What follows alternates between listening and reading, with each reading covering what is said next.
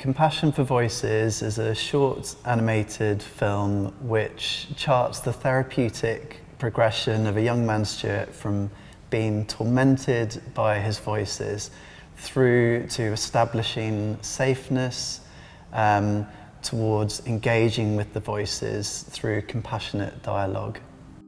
Stuart develops an image of an ideal, compassionate person, focusing on each of its compassionate qualities.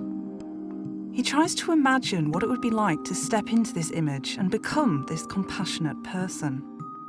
There was quite a lot that we put into the film, but at every stage we knew that it had to be also easy to understand. The purity and simplicity of how the message is conveyed through the animation has helped people connect with the therapeutic message. But also we're hoping to engage policymakers, therapists, mental health workers, and generally society, I guess, because a lot of these attitudes are held at the societal level. 5 months in to the launch, we've had 16,500 views. Therapists are using the video in therapy sessions with clients. Trainers for psychologists and therapists are using the video in workshops to train people.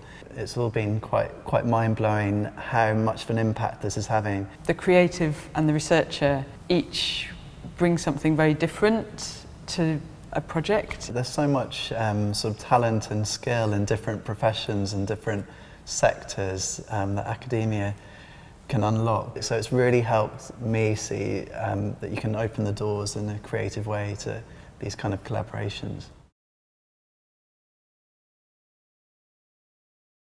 The Journey of Jeans is an infographic which traces how jeans have become a very popular item of clothing. We wanted to let people understand where cotton is grown to make jeans, how jeans are manufactured around the world, how and why we wear them, and then what happens to them afterwards, the hidden story of jeans. People are really interested in where their clothes come from, who makes them, what impact that has. We wanted to see how something like an infographic, which is both visual but also has a lot of information in it, could be used as a tool for both academic audiences, but also to see if we could reach an audience that is used to much more visual content. Trying to get that blend of like hard data, important facts, powerful messages, but also making something which was accessible, interesting, and maybe just a little bit playful as well. When we shared this infographic online,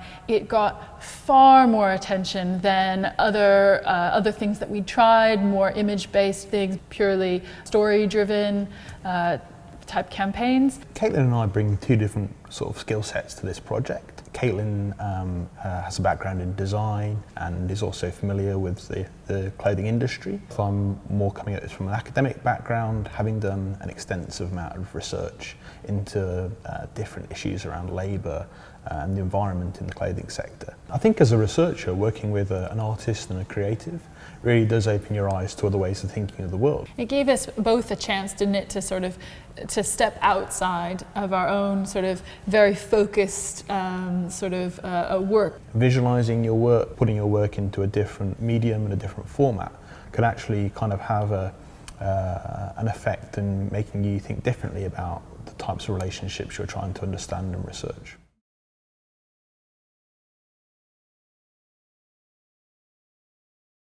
Random Works is an educational game in the form of a mobile phone app. We wanted to realize some learning tool that was interactive and playful and could engage a young audience to understand the scientific concept of randomness. We collaborated with a design company, Design Science, and what we found particularly stimulating in the creation process was that we, researchers, were motivated to think in visual terms, and by understanding the vocabulary of science, it turned out that also the explanation of physical phenomena has a potential in visual terms, and thus it could be translated into images that were beautiful, thought-provoking and informative at the same time.